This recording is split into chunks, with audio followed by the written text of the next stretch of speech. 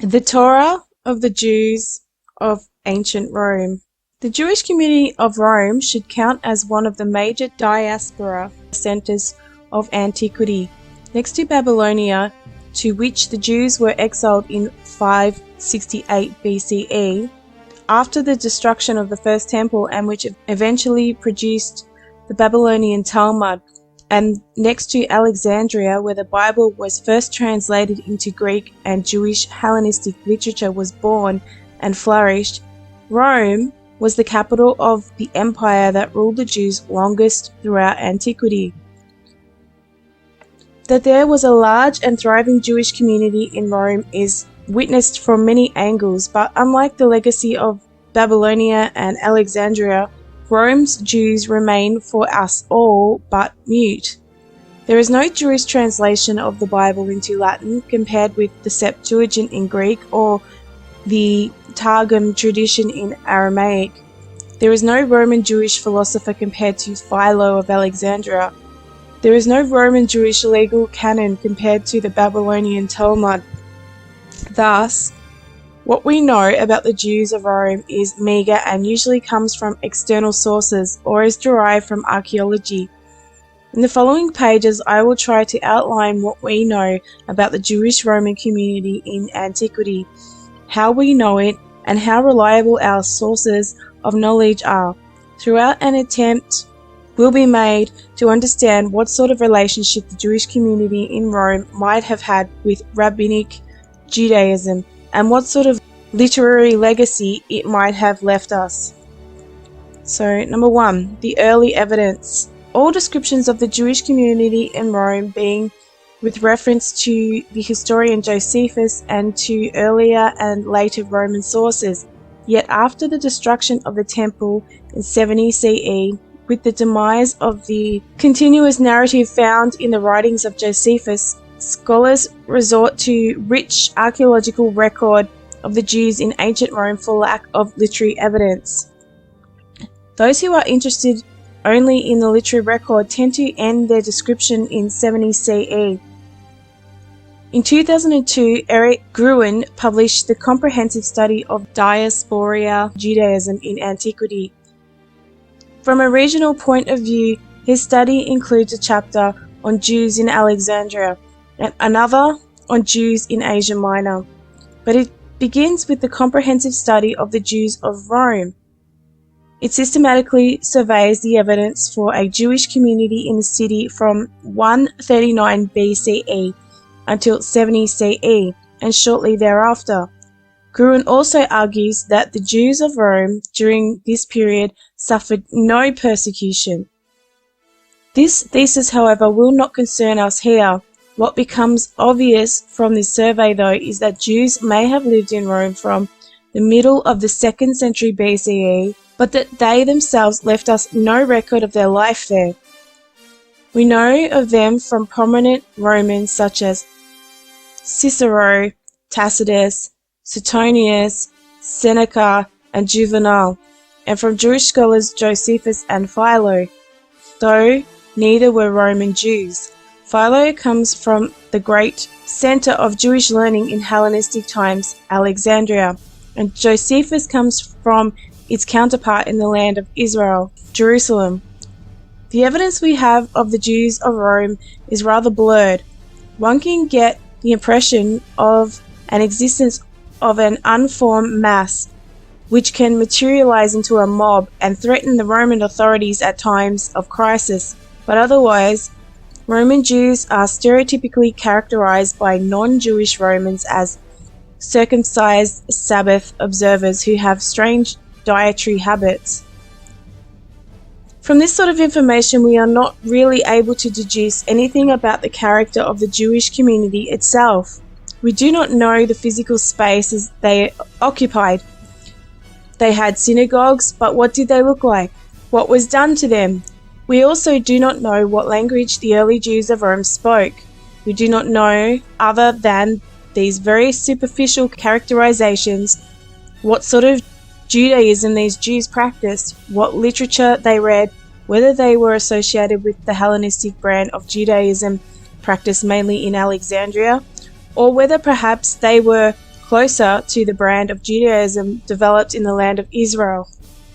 We do not even know what sort of Bible they read. As Gruen rightly notes, Roman satirist represents the Jewish population of Rome as essentially impoverished. Philo maintains that in the 40s of the 1st century CE, most of them were captives brought to Rome as slaves, and eventually manumitted. To the Jewish captives which Philo knew in the 30s and 40s of the 1st century, one may add the many thousands of slaves and prisoners of war brought to Rome after the fall of Jerusalem in 70 CE. See Josephus. If indeed the Jewish community of Rome was one of impoverished beggars and manumitted slaves, it should come as no surprise that it produced few scholars or people of letters. But if so, it is surprising that it did not eventually assimilate itself to oblivion. Such a reconstruction, however, is unlikely. One may assume that many of the Jews who were taken prisoner and ended their lives in Rome were highly educated, like Josephus himself. Furthermore, from elsewhere we can deduce that not all of the early Jewish community of Rome came from the lower echelons of society. We know that the royal Herodian family that ruled Judea and dominated Judean politics in the 1st century BCE and the 1st century CE, and which considers itself the prime representative of Jewish people and its interests before the Roman authorities the world over, had its partial residence in Rome. Herod the Great's sons were educated in Rome. Bernice, the wife of one of them and the daughter of Herod's sister Salome, lived the last years of her life in Rome and raised her son Agrippa, later designated King of Judea. There his son was also brought up in Rome.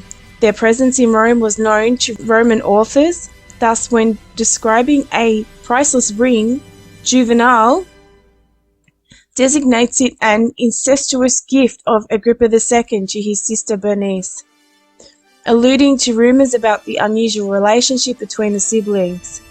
Although there is some question about whether the Herodians were involved with the Jewish community in Rome, their presence in the capital seems at least to have given one Roman author the impression that they were.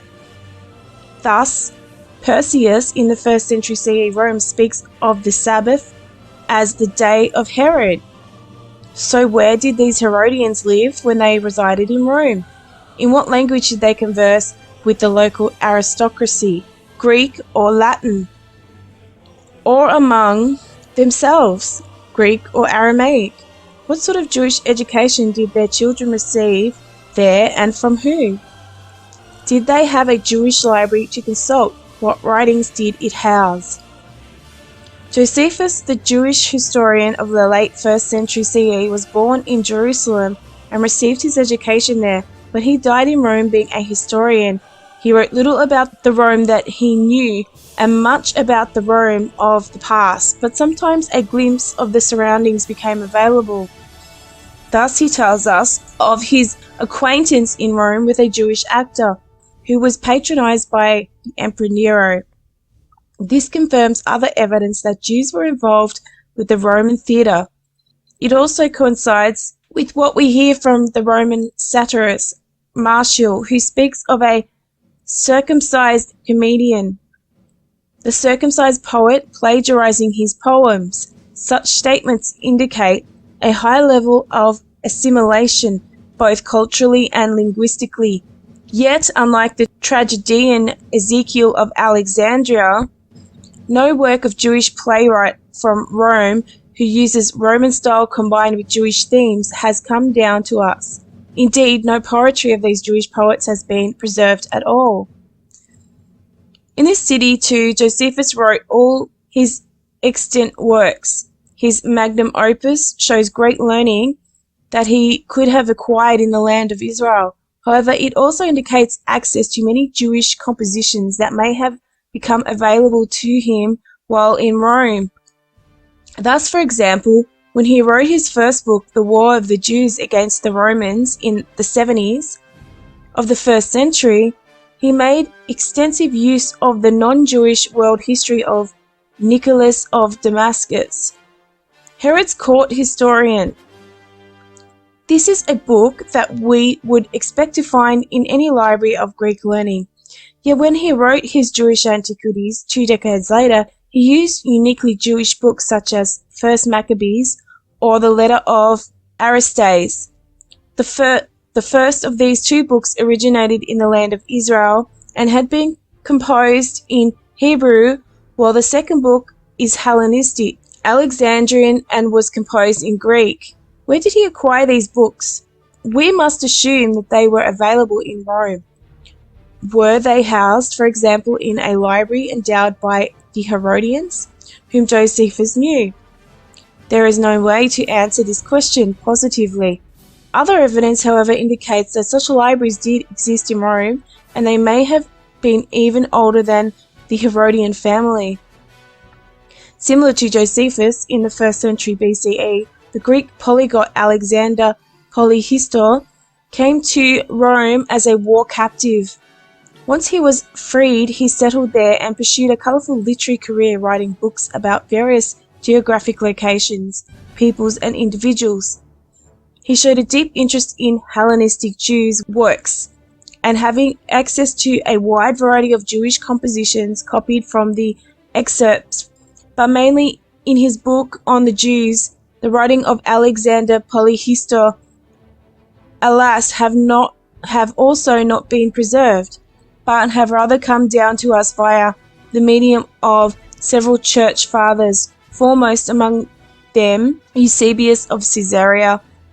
From such accounts, however, it is clear that Alexander Polyhistor acquired his knowledge of Jewish learning in Rome itself. He did not go to Alexandria or Jerusalem to read these books. The libraries he used might still have been in existence a century and a half later when Josephus worked in Rome. This sort of evidence suggests that Rome was, for Jews, a cultural as well as a commercial and political center. One singular rabbinic tradition may be read in light of this discussion.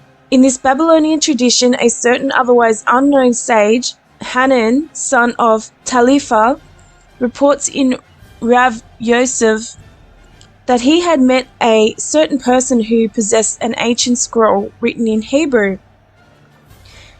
This antiquarian told the rabbi that he had been a soldier in the Roman army and had found and apparently acquired the scroll in the archives of Rome.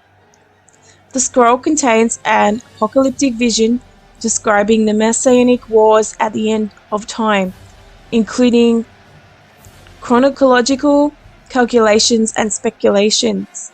Because this story belongs to a legendary tradition about the Jewish treasures in Rome, because it is late surfacing only in the Babylonian Talmud and transmitted only by Babylonian rabbis, it is hard to attach much historical value to it. Nevertheless, it has some unique features that stand out against the topos of the Jewish treasure of Rome.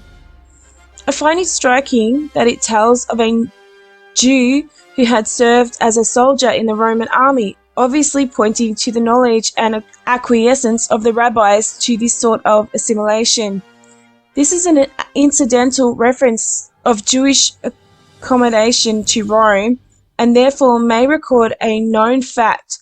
This Jewish soldier had found a scroll written in Hebrew characters in Rome, yet it is not a Torah scroll. Instead, it tells of messianic wars, the description of which fits well with the sort of apocalyptic literature that Jews produced during the Second Temple period. If there is a grain of truth in it, it is further evidence to the kind of Jewish libraries and Jewish literature stored in Rome that an antiquarian or scholar of Judaism could have found there. And it's maybe here that Poppaea Sabina actually got her Jewish learning, or perhaps her understanding of astrology.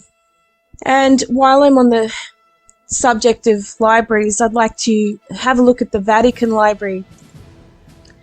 And there's a lot of rumors and stories that there's some interesting ancient manuscripts in the Vatican Library that remain hidden, or that any historical information that they would like to keep hidden is in the Vatican Library, and that nobody is able to see these books or read them. And I don't doubt that that's true. But if we look at the Vatican Library, it says the Vatican Library is a research library for history, law, philosophy, science, and theology. The Vatican Library is open to anyone who can document their qualifications and research needs. Photocopies for private study or pages from books published between 1801 and 1990 can be requested in person or by mail. Pope Nicholas V, 1447 to 1455, envisioned a new Rome with extensive public works to lure pilgrims and scholars to the city. To begin the transformation, Nicholas wanted to create a public library, well, it's certainly not public now, for Rome that was meant to be seen as an institution for humanist scholarship. His death prevented him from carrying out his plan, but his successor, Pope Sixtus IV, established what is known as the Vatican Library. In March 2014, the Vatican Library began an initial 4-year project of digitizing its collection of manuscripts to be made available online. The Vatican Apostolic Archive was separated from the library at the beginning of the 17th century. It contains another 150,000 items. So, the historical periods of the Vatican Library, scholars have traditionally divided the history of the library into 5 periods: pre-Lateran, Lateran, Avignon, pre-Vatican, and Vatican. So the pre-Lateran period compromising the initial days of the library, dating from the earliest days of the church. So I think the earliest days of the church, if you go back to the official Roman Catholic story, is around the 2nd century AD.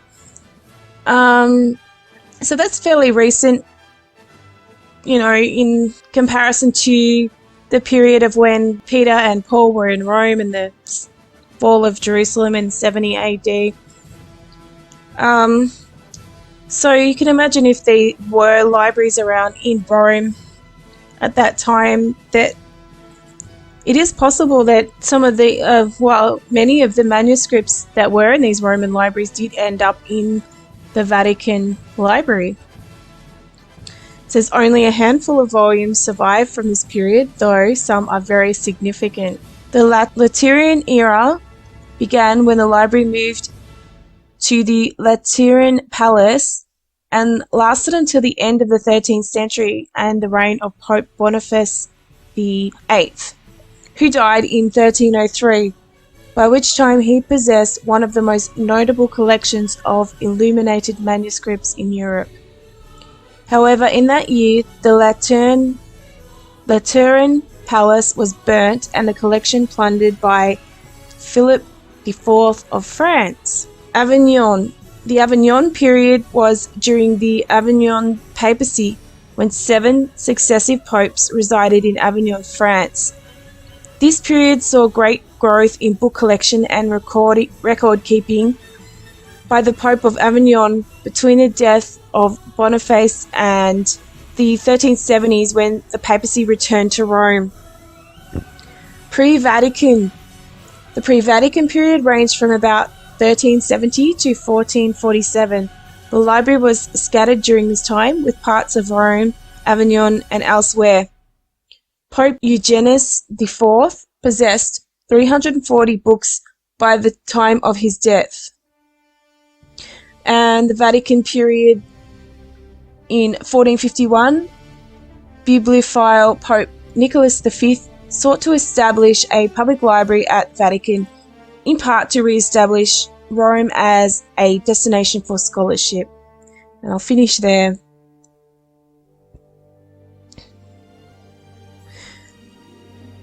The library is located inside the Vatican Palace, and the entrance is through the Belvedere courtyard, when Pope Sixtus V commissioned the expansion and the new building of the Vatican Library. He had a 3-story wing built right across Bramantes's Cortile del Belvedere, thus bisecting it and changing Bramantes's work significantly.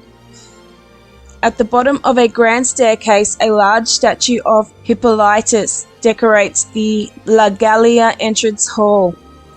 In the first semi-basement, there is a papyrus room and a storage area for manuscripts. The first floor houses the restoration laboratory, and the photographic archives are on the second floor. The library has 42 kilometers of shelving. Wow. The Vatican Apostolic Archive, known until October 2019 as the Vatican Secret Archive, is the central repository in the Vatican City of all acts promulgated by the Holy See. The Pontiff, as the sovereign of the Vatican City, owns the material held in the archive until his death or resignation, with ownership passing to his successor. The archive also contains state papers, correspondence, account books, and many other documents that the Church has accumulated over centuries. In the 17th century, under the order of Pope Paul V, the Sacred Archive was separated from the Vatican Library, where scholars had some very limited access, and remained closed to outside until the late 19th century, when Pope Leo XIII opened the archive to researchers, more than 1,000 of whom now examine some of its documents each year. So if we want to go on the official version of when Roman Catholicism started, it's saying here that in 33 to 100 CE, this period is known as the Apostolic Age, during which the early church was headed up by the 12 apostles of Jesus, who began missionary work to convert Jews to Christianity in various regions of the Mediterranean and the Mid-East. 60 CE, the Apostle Paul returns to Rome after suffering persecution for attempting to convert Jews to Christianity. He is said to have worked with Peter.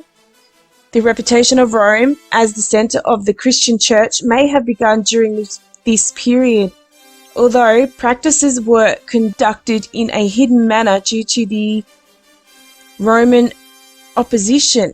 And Paul dies about 68 CE, probably executed by beheading upon the order of Emperor Nero. Apostle Peter also crucified around this time. And as we found out earlier, that Paul was beheaded because he was a Roman citizen, and it was the Roman law to behead members of the Roman Empire. If you weren't a Roman citizen, then you would have died via crucifixion or one of the other horrible ways they killed people.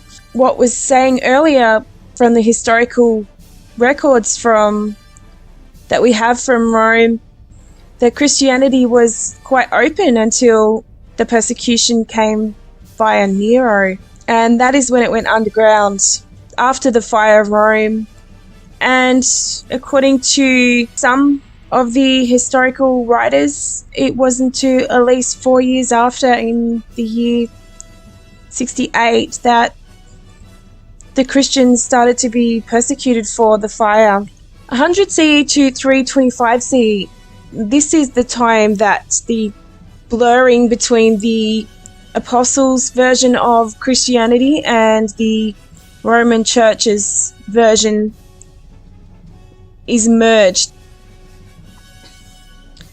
Okay, so known as the Ante-Nicene period, before the Council of Nicene, this period marked the increasingly vigorous separation of the newly born Christian church from the Jewish culture, and the gradual spread of Christianity into Western Europe, the Mediterranean region, and the Near East.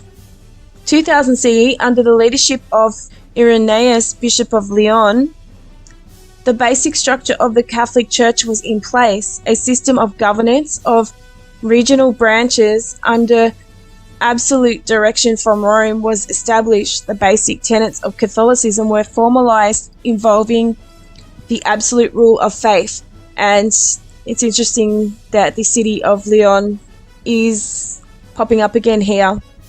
And I won't go on further because you can see by that stage, from around anywhere from 100 CE on, the church's corruption has more than likely started to happen. But what's interesting is that in terms of Roman libraries and manuscripts, it is quite possible that many of these libraries would have ended up in the hands of these people. So there probably are many documents that are hidden in the Vatican Library that give a lot of information on our history or the history of Western civilization, and they potentially, if it would be keeping it from us, if it was something that was contrary to what they wanted us to know. The archaeological evidence. Once the writings of Josephus ceased and the evidence from the Roman writers became even more meagre, surfaced in archaeological finds. In Rome, at least 4 distinct Jewish catacombs were found. These yield an enormous repository of at least 600 inscriptions. In order to understand the magnitude of this find, it is worthwhile noting that from all of Western Europe outside of Rome, only 192 Jewish inscriptions are attested of, which 64 come from another Jewish catacomb in Venosa, southern Italy. Unlike comments from the works of Roman writers, these inscriptions should certainly count as internal evidence produced by the Jews themselves about themselves. However, they are not the product of a literary circle of Jews who reflect on their Jewish identity and culture, as are the writings of Josephus, Philo, numerous Hellenistic Jews, or the rabbis. Rather, they reflect what the living Jews of Rome wanted their contemporaries to know and think about their dead relatives. They were not written down for posterity and were certainly not very deep or original. So what can we learn about the Jewish community of Rome from these documents? The first riddle with which they present the scholar is, when did the Jews of Rome begin to bury their dead in catacombs? Some scholars believe, based on brick marks found on bricks used to construct them, that they should be dated to the 1st century CE, although this evidence is highly problematic. Nevertheless, new independent results from carbon-14 tests carried out on a number of organic samples confirmed that the Villa Torliona catacombs date to no later than the 2nd century CE, i.e. a century earlier than their known Christian counterparts. If that is true, one could count catacombs as a Jewish invention, a hidden burial solution for an ethnic group that favored inhumation in a city that mostly practiced cremation. As Harry Leon had already noted, the location of the 4 major catacombs in Rome, 2 in the north under Villa Torliona, 1 in the south in Vigna Randonini on the Via Appia, and 1 across the Tiber at Monteverde, probably indicates that Jewish presence in Rome was not concentrated in one neighborhood. Furthermore, the size of the catacombs indicates a fairly large and long-lived Jewish community that existed throughout late antiquity and as long as Rome remained a metropolis. What happened to the Jews with the decline of Rome cannot be learned from the finds in the catacombs. The inscription in the Jewish catacombs teach us that the Jews early on began to adopt Latin names and only later also adopted the Latin language. It also teaches us that regardless of whether the vast majority of Jewish immigrants came to Rome from the land of Israel or from elsewhere in the Jewish dispersion, their main language of communication was Greek rather than Hebrew or Aramaic. Only rarely did the Jews of Rome use biblical or other Semitic names, and only in one catacomb, Monteverde, were any inscription in Semitic languages discovered. These inscriptions have led Leon to designate this catacomb as the most conservative. Conversely, it is also the catacomb that housed the largest number of inscriptions bearing the pagan formula DM, i.e. dis manibus, to the gods of the underworld. So it's interesting that the Jews in Rome started to use Roman names, and that's also evident with the Herods, who started to use Roman names or were given Roman names with their Roman citizenship, as was Josephus, who took the name Flavius from the Flavian dynasty of Vespasian and had a close relationship with the Caesar of Rome. And I'd just like to add here that a relationship that might be considered similar to an advisor of, say, today's president, in possibly a political relationship, or a relationship that could help politically for the agenda that Josephus may have had for his people. Maybe in the same sense Daniel had a relationship with the King Nebuchadnezzar. The phenomenon of Jews using this formula, dis manibus, on their tomb inscriptions in Rome and elsewhere was noted by early investigators of the catacombs. Some explained them as pagan stones reused in the Jewish catacombs to seal the tomb locali. Others as burial stones, mass-produced by pagan stonemasons and brought by Jews with the names of the deceased added later. Still others tried to use these finds to claim a high level of Jewish assimilation in Rome and elsewhere. Rutgers downplayed the importance of these inscriptions, claiming that none of them can be definitively identified as Jewish. It is nevertheless interesting that while in the Villa Torlonia catacombs, not a single such inscription was found. In the Monteverde catacombs, there were 8. Their presence in Monteverde supports rather than contradicts Rutgers' conclusions that the difference between the catacombs are minor, and does not support the assertion that those reflect a religious or cultural difference between the Jewish communities that bury their dead in them. For there were different Jewish communities in Rome. This is identified by the large number of synagogues mentioned on the burial inscriptions from the catacombs. Leon counted 11 synagogues. He thought that those who prayed in one synagogue buried their dead in one catacomb, and those who prayed in another and the other catacomb. However, Williams has shown that this is a mere conjecture, and that some synagogues show up at least once in 2 separate catacombs.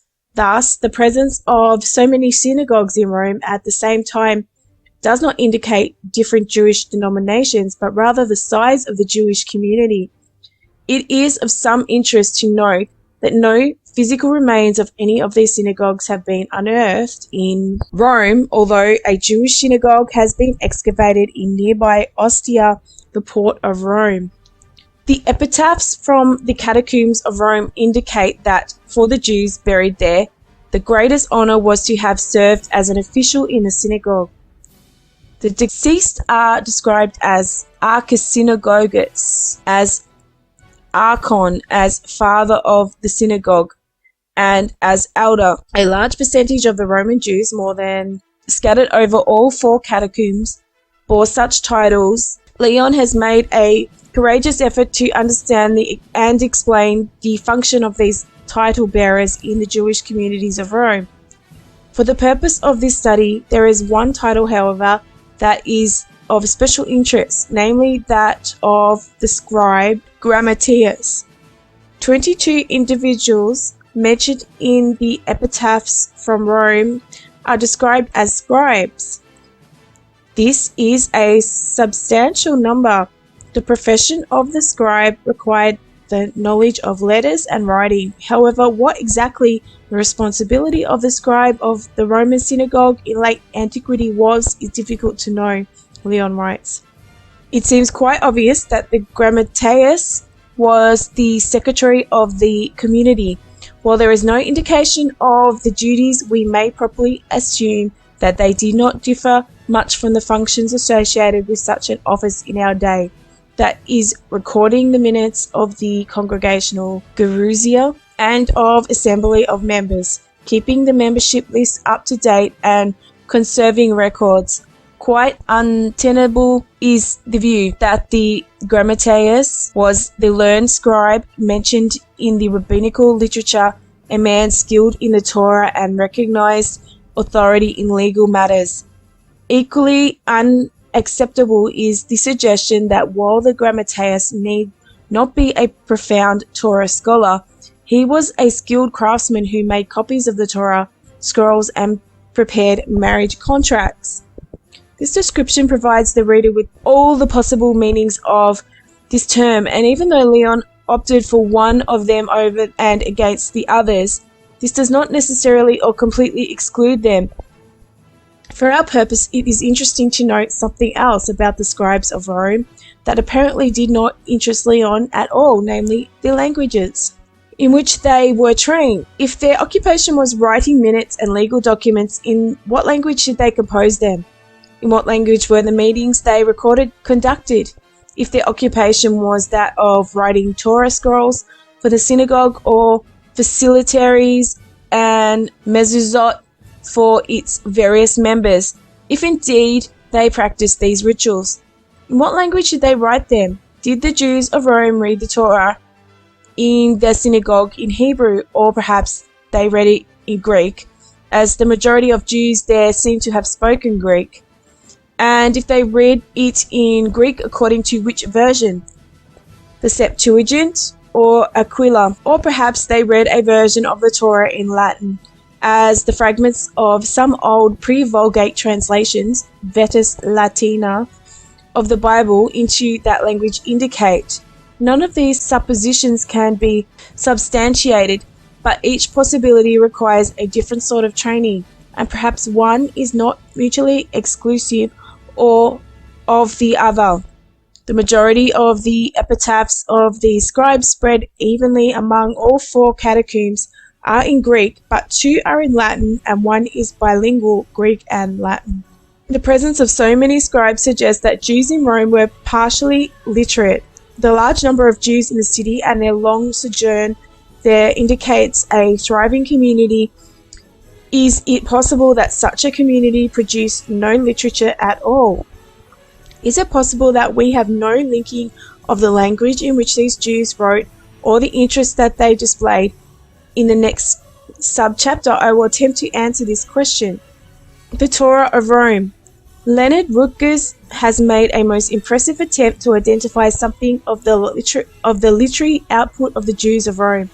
He identified two compositions written in Latin, which show an interest in the interaction with topics uniquely Roman, yet which are patiently Jewish in character. These two compositions, he maintained, are part of the literary output of the Jews of Rome from antiquity and the only ones which have come down to us. The compositions he identified as Jewish are the Collatio Legum Mosaicarum et Romanarum, which is a comparison of the laws of Moses with Roman law, and the Epistola an ad Senecam, namely the letter of a certain Anon to the philosopher Seneca.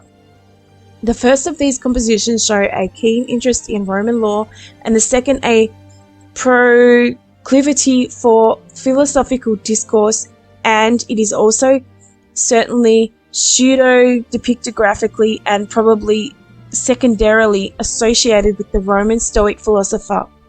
Rutgers' discussion of these compositions is, in fact, so impressive that it is hard to question any of his suppositions or conclusions.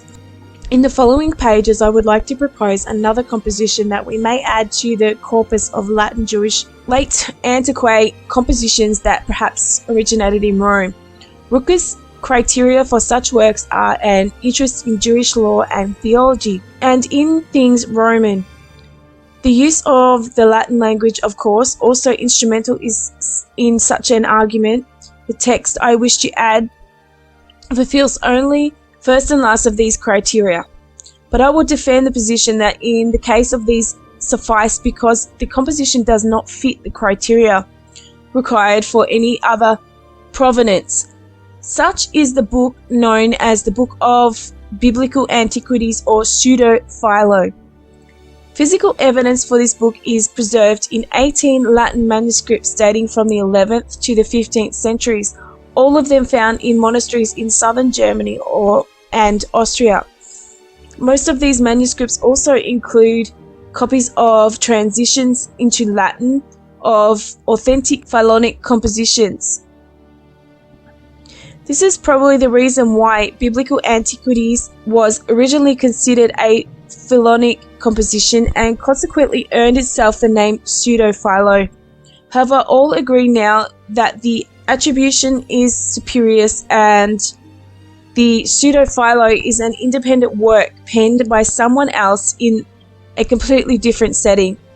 The book is distinctly Jewish with no trace of Christian interpolation, is not mentioned by any of the church fathers, not found in any list of ancient Jewish books known to the church, and not translated into any other ancient Christian language, as other apocryphal Jewish books were.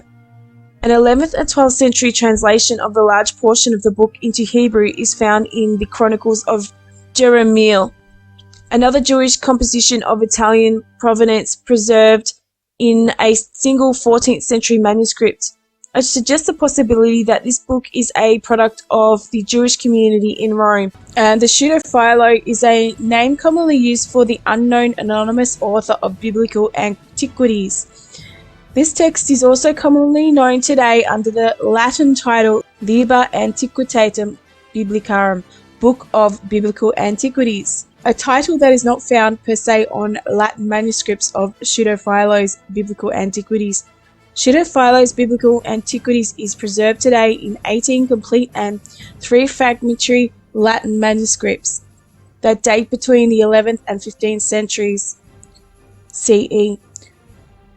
In addition, portions of Pseudo-Philo Biblical Antiquities parallel material also found in the Chronicles of Jeremiah, a 14th century Hebrew composition. The Latin text of Pseudo-Philo's Biblical Antiquities circulated in some Latin collections of writings by Philo of Alexandria. Scholars have long recognized the pseudo-anonymous character of the text now known as Pseudo-Philo Biblical Antiquities. So there we have it. There's a great deal of evidence to show that the Jewish community in Rome at the time was reasonably large considering the amount of catacombs that were built and the general Roman population's tradition of cremation and not burial, and that these were not Jewish Christian communities. They were following the Torah, and this continued past the persecution of the Christian Romans. In Acts 28, Verse 17, Paul's ministry in Rome, and it came to pass after 3 days that Paul called the leaders of the Jews together. So when they had come together, he said to them, Men and brethren, though I have done nothing against our people or the custom of our fathers, yet I was delivered as a prisoner from Jerusalem into the hands of the Romans, who, when they had examined me, wanted to let me go because there was no cause for putting me to death. But when the Jews spoke against it, I was compelled to appeal to Caesar. Not that I had anything of which to accuse my nation. For this reason, therefore, I have called for you to see you and speak with you, because for the hope of Israel I am bound with this chain. Then they said to him, We neither received letters from Judea concerning you, nor have any of the brethren who came reported or spoken any evil of you. But we desire to hear from you what you think, for concerning this sect, we know that it is spoken against everywhere. So when they had appointed him a day, many came to him and his lodging, to whom he explained and solemnly testified of the kingdom of God, persuading them concerning Jesus from both the law of Moses and the prophets, from morning till evening. And some were persuaded by the things which were spoken, and some disbelieved. So when they did not agree among themselves, they departed after Paul had said one word. The Holy Spirit spoke rightly through Isaiah the prophet to our fathers, saying, Go to these people and say, Hearing you will hear and shall not understand, and seeing you will see and not perceive. For the hearts of the people have grown dull, their ears are hard of hearing, and their eyes they have closed, lest they should see with their eyes and hear with their ears, lest they should understand with their hearts and turn, so that I should heal them.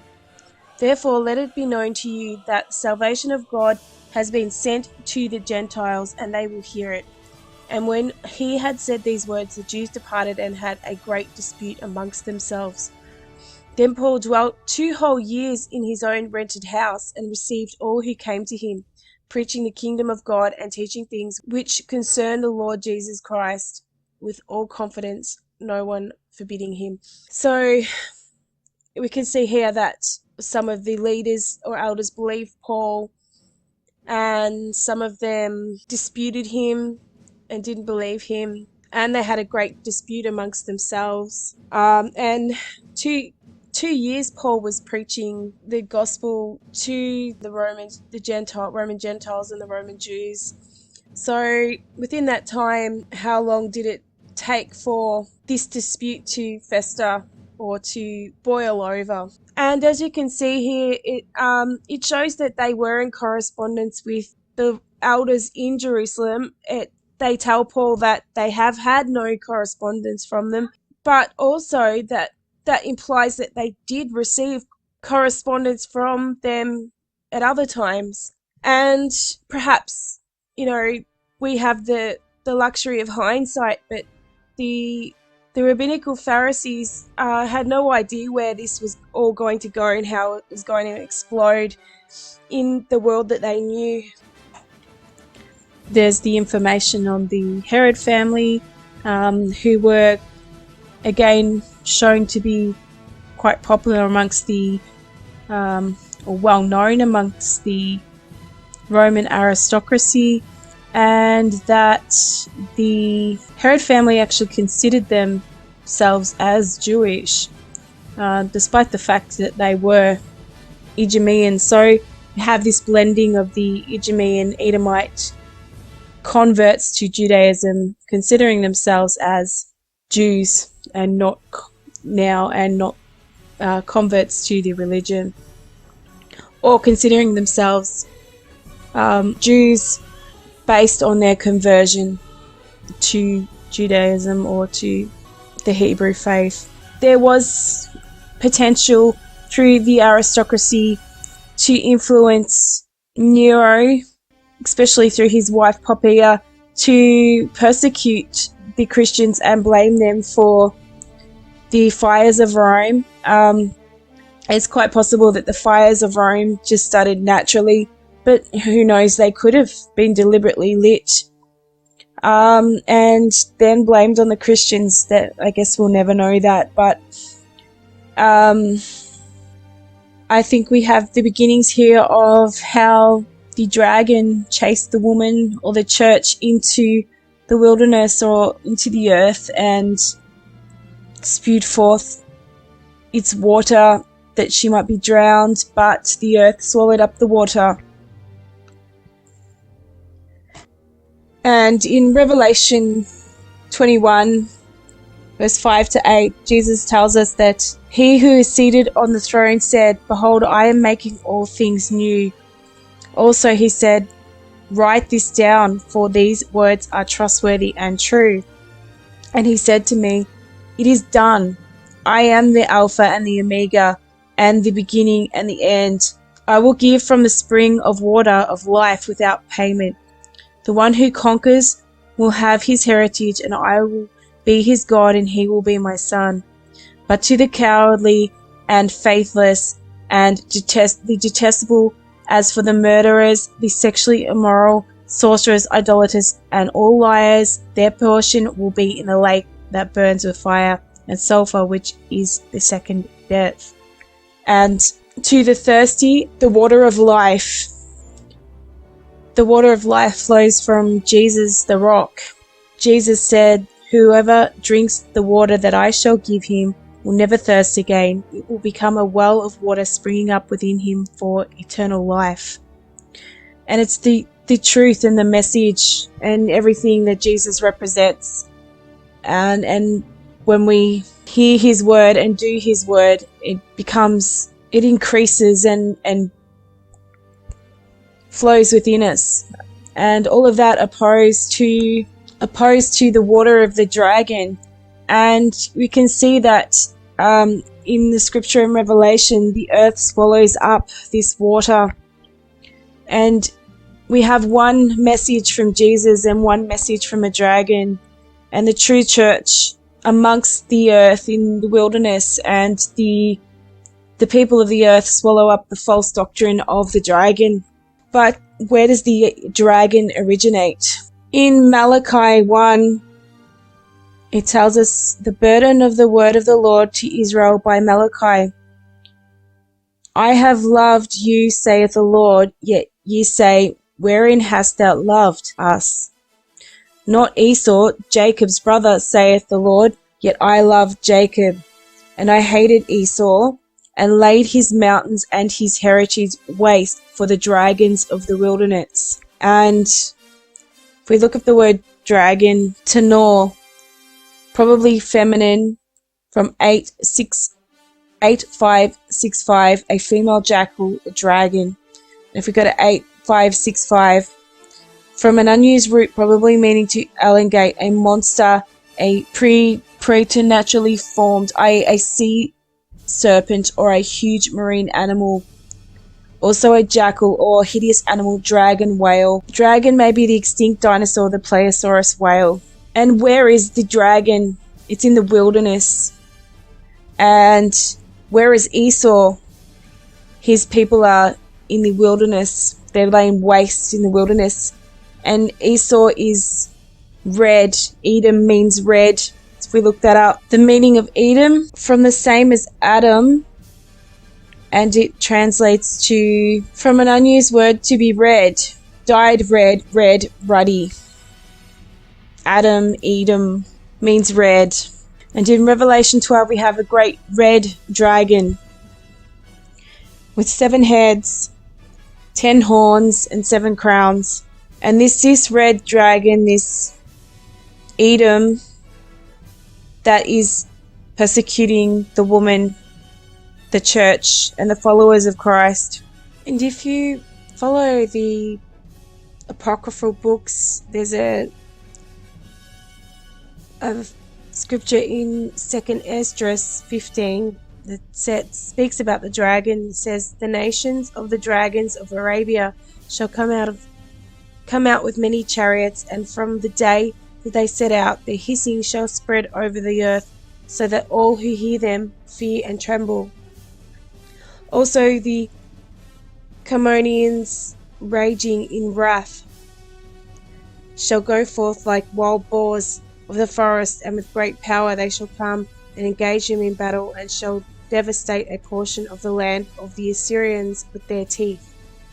And then the dragons, remembering their origin, shall become still stronger, and if they combine in great power and turn to pursue them, then these shall be disorganized and silenced by their power, and shall turn and flee.